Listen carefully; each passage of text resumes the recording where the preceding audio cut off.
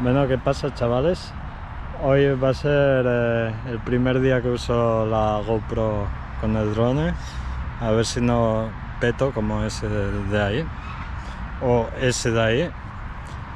Parece que es un sitio caliente, así que ya veremos. Venga, suerte.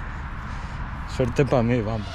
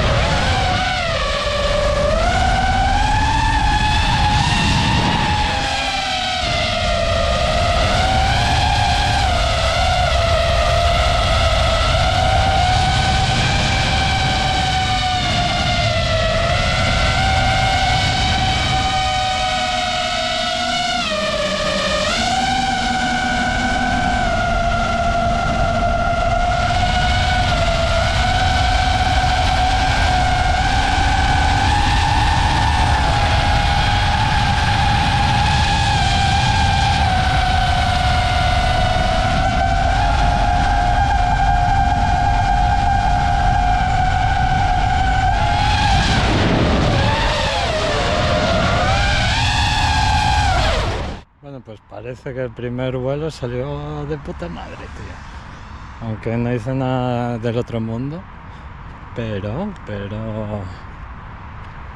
eso salió guay, creo. No sé. Vaya blogger que estoy hecho, chaval. Vaya blogger que estoy hecho. Bueno, pues hasta aquí es todo. Mañana a lo bueno.